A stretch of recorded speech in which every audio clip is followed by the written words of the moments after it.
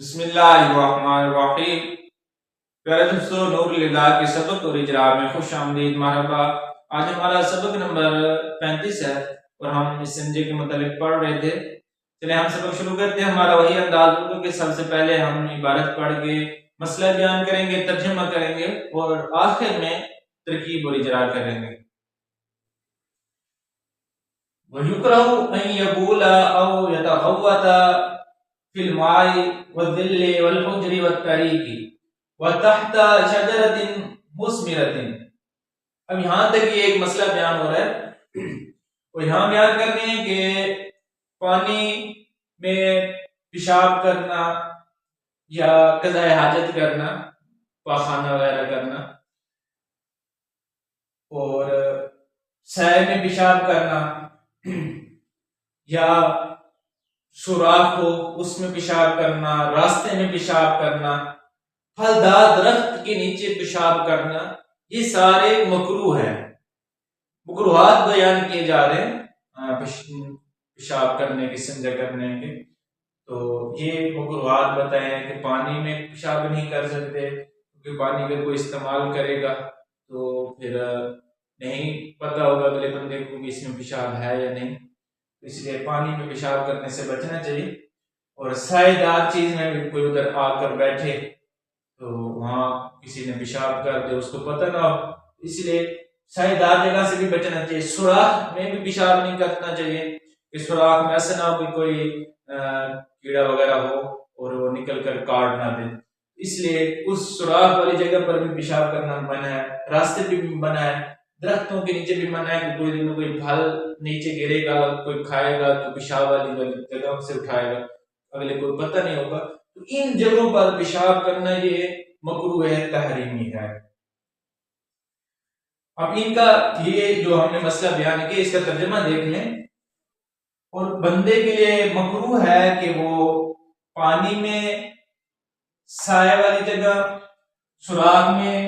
اور راستے میں اور پھلدار درخت کے نیچے کہ وہ پیشاب کرے یا قضاء حاجت کرے، بندے کے لیے مکروہ ہے۔ وَالْبَوْلُ قَائِمًا إِلَّا مِنْ عُذْرٍ، یہاں ایک اور مسئلہ بیان کیا جا رہا ہے اور کہتے ہیں کہ کھڑے ہو کر پیشاب کرنا یہ بھی مکروہ ہے۔ ہاں کوئی عذر ہو تو عذر کی وجہ سے، بیماری ہے بندہ بیٹھ نہیں سکتا یا نیچے ایسا گند پڑا ہے کہ بندہ بیٹھے گا تو کپڑے وغیرہ خراب ہو جائیں گے تو پھر کھڑے ہو کر پیشاب کر سکتے ہیں، ورنہ ویسے کوئی عذر نہیں ہے، کھڑے ہو کر پیشاب کرنا یہ مکروہ ہے، مکروہ تحریمی۔ اب اس کا ترجمہ دیکھیں، اور مکروہ ہے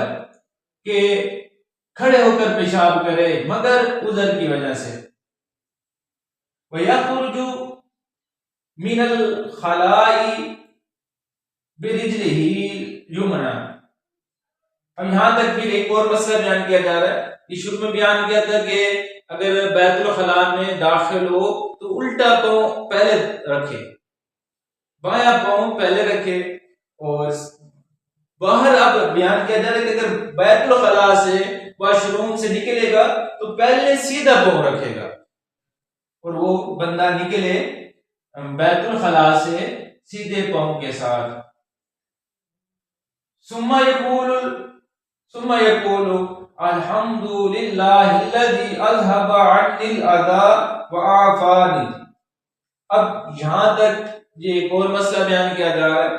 کہ بیت الخلاء میں گیا ہے اور واپس نکل آیا،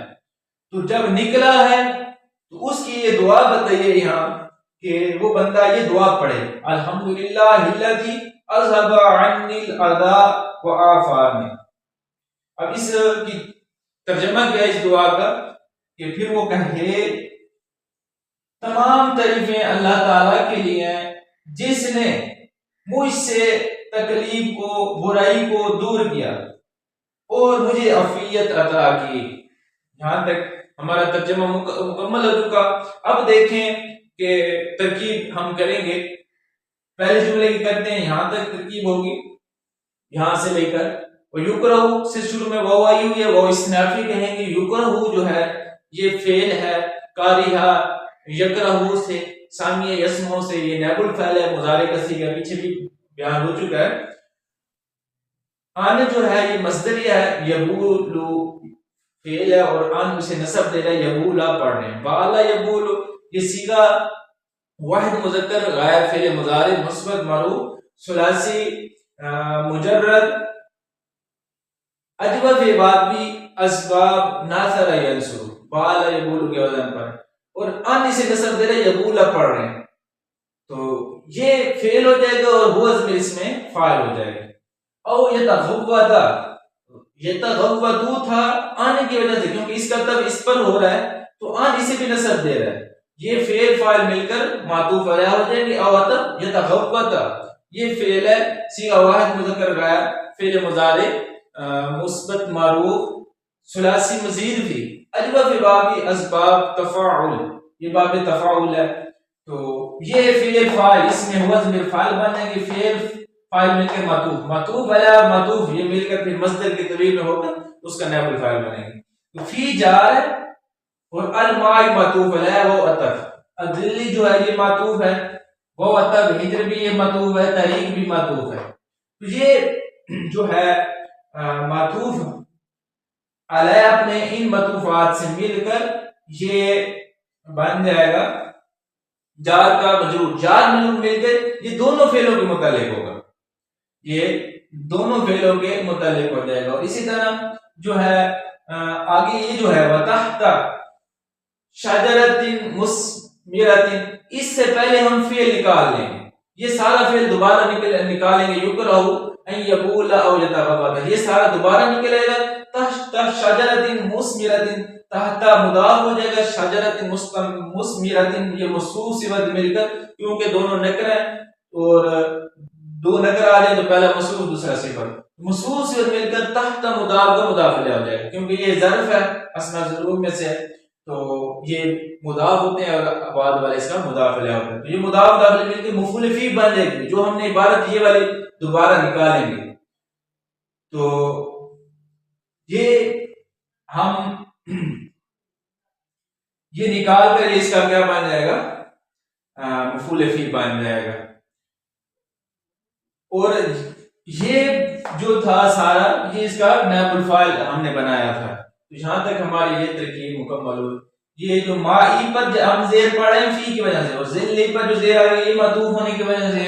حجری پر جو زیر پڑھ رہے ہیں یہ بھی معطوف ہونے کی وجہ سے، طریق پر بھی جو زیر آ رہی ہے یہ معطوف ہونے کی وجہ سے، معطوف علیہ مجرور ہے حرف جر کی وجہ سے، تو جو معطوف علیہ کا اعراب ہوگا معطوف کا بھی معطوفات کا بھی وہی اعراب ہوگا۔ تو تحت جو ہے یہ ظرف ہے، تحت پر جو نصب ہے مفعول ہونے کی وجہ سے آ رہا ہے، اور یہ شجرۃ مضاف الیہ ہونے کی وجہ سے مجرور ہے، اور مثمرۃ پر جو زیر آ رہی ہے یہ صفت ہونے کی وجہ سے آ رہی ہے۔ والبول قائما الا من عذر، اس کی ترکیب الگ ہوگی، والبول جو ہے یہ ذوالحال بنائیں گے، قائما کو حال بنائیں گے، اور اس والبول سے پہلے ہم یہ نکالیں گے فعل یکرہ، تو یہ جو ہے فاعل بن رہا تھا یکرہ فعل کا، یکرہ فعل ہم نکالیں گے، یا اس کو ہم عطف کریں بنائیں گے، اس پر عطف بنائیں گے، وہ عطف کریں گے، اور ان یبولا پر یہ ان یبولا یہ سارا مل کر یہ معطوف علیہ، اور وہ عطف آگے معطوف کہیں گے تو یہ پھر پیچھے آ جائے گا، کیونکہ یہ بھی نائب الفاعل بن رہا تھا فعل کا، تو یہ بھی نائب الفاعل ہے، تو ہم نے پہلے بھی قاعدہ بیان کیا کہ فعل ہو اور اس کے بعد فاعل ہو یا مفعول ہو، اور مفعول کے بعد آ جائے صفت کا صیغہ، تو صفت کا صیغہ اس فاعل سے یا مفعول سے حال بنے گا، تو قائمن بھی حال بن رہا ہے والبول سے، تو والبول سے پہلے ہم فعل نکالیں گے یکرہ، اور یہ نائب الفاعل ہونے کی وجہ سے مرفوع ہے، تو قائمن صفت کا صیغہ اس کا کیا بن جائے گا حال، لیکن قائمن جو ہے یہ اسم فاعل ہے اور ہوا ضمیر فاعل بن جائے گی، الا حرف استثناء من جار عذر مجرور، جار مجرور مل کے مستثنی مفرغ ہو کر اس کا متعلق ہو جائے گا، قائمن اسم فاعل اپنے فاعل اس متعلق سے مل کر حال بن جائے گا، تو اس میں یہ جو ذوالحال تھا، ذوالحال اور حال مل کر نائب الفاعل بن جائیں گے، یکرہ جو ہم نکالیں گے، یکرہ فعل اپنے اس نائب الفاعل سے مل کر جملہ فعلیہ بن جائے گا۔ آگے دیکھیں وَيَخْرُجُ مِنَ الْخَلَاءِ بِرِجْلِهِ الْجُمْنَةِ، تو یخرج فعل ہوا ضمیر اس میں فاعل بن جائے گی، من جار خلا یہ مجرور ہے، جار مجرور مل کے اسی کے متعلق ہو جائیں گے. برجل ایک جملہ با جار رجل مضاف ہی ضمیر مضاف ہے، مضاف مضاف الیہ مل کر یہ موصوف بن جائیں گے، اور جملہ صفت موصوف سے مل کر جار کا مجرور، جار مجرور مل کر یہ بھی اسی کے متعلق ہو جائیں گے یخرج کے. یخرج فعل اپنے دونوں متعلقات اور فاعل سے مل کر جملہ فعلیہ بن جائے گا. پھر ثم یقول سے لے کر یہاں تک یہ جو ترکیب ہے، ثم ہم اس کو استرافی رکھیں گے. یقول جو ہے یہ قول ہے، قول مصدر آ جائے یا سیغہ کوئی آ جائے، قال آ جائے یا یقول آ جائے، اور اس کے بعد جو آئے گا مقولہ ہوگا، اور مقولہ اکثر جملہ ہوتا ہے، تو یہ سارا آگے جملہ بن جائے گا. تو جملہ بھی ہوتا ہے مقولہ، بعض اوقات مفرد بھی آ جاتا ہے مقولہ. تو یہاں جملہ آیا ہوا ہے، یہ پورا جملہ اس کا مقولہ بن جائے گا. تو یہ قول اپنے مقولہ سے مل کر جملہ فعلیہ بن جائے گا. الحمد جو ہے اس کی اگر الگ ترکیب کی جائے تو الحمد پر جو پیش آ رہا ہے مبتدا ہونے کی وجہ سے، کیونکہ یہ مار رہا ہے اور اس کے بعد جار مجرور ہے. الحمد ہم کہیں گے مبتدا، اور لام جار اللہ اسم جلالت موصوف، اللہ اسم موصول، اذهب فعل اس میں ہوا ضمیر اس کا فاعل بن جائے گا، عن جار یا ضمیر جو ہے مجرور، جار مجرور مل کے ظرف العام بن جائیں گے اذهب کے، اور اذهب جو ہے یہ بن جائے گا مفعول اس کا. تو اذهب فعل اپنے فاعل متعلق اور مفعول سے مل کر معطوف علیہ وہ عطف عافانی یہ فعل ہے، اور اذهب جو فعل تھا اذهب یذهب باب فاعل سے صیغہ واحد مذکر غائب ہے، اور صحیح ہے. عافانی صیغہ واحد مذکر غائب فعل ماضی مثبت معروف ثلاثی مزید فی